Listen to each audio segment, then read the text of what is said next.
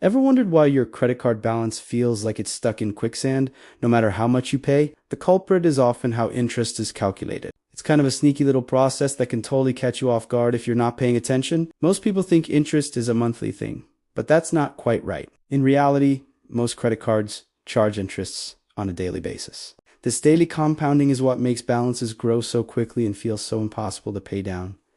Let's break it down. Imagine you have a balance on your card at the end of the billing cycle. The next day, a tiny bit of interest is added to that balance. The day after that, new interest is calculated on your balance plus the interest from the day before. It's a snowball effect. So even if you make a payment, interest keeps piling up on whatever balance is left over. This is the main reason why a balance that carries over from one month to the next can feel like an uphill battle. You're not just paying off what you spent. You're also fighting against the interest that's accumulating every single day. A very common mistake people make is thinking that paying the minimum amount due is enough to make real progress on their debt. It's an easy trap to fall into. The credit card company gives you that small number and it feels manageable. You pay it on time and you think you're doing the right thing, chipping away at what you owe. But here's the harsh reality.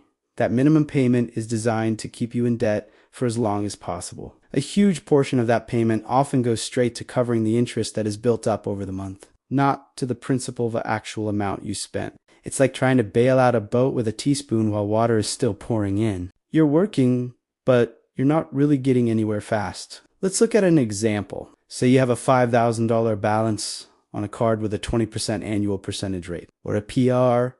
Your minimum payment might be around $100, but in the first month, about $83 of that payment could go just to cover the interest. That means you only reduced your actual debt by $17. At that rate, it could take you decades to pay off the balance, and you'd end up paying thousands of dollars in interest alone. This is why just paying the minimum is one of the most expensive financial mistakes you can make. The interest keeps eating away at your payments, leaving very little to reduce the principal. It's a cycle that's hard to break.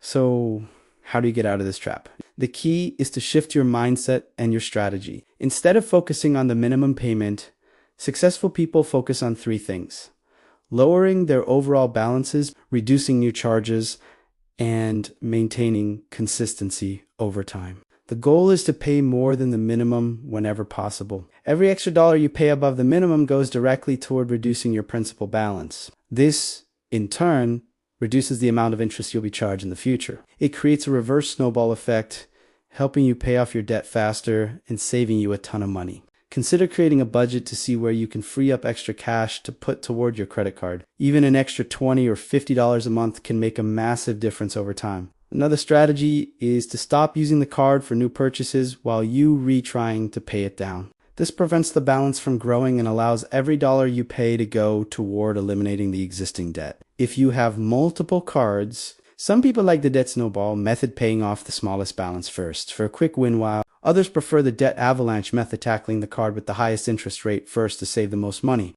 Whichever method you choose, consistency is what truly matters. Ultimately, understanding how credit card interest works is the crucial first step to taking control of your finances and finally escaping the cycle of debt. It's not just about making payments. It's about making smart, informed payments that work for you, not for the credit card company. When you know how the system works, you can make it work to your advantage. I hope this helped you understand credit cards a little better. If it did, please like the video and subscribe for more simple explanations of how money works. Thanks for watching.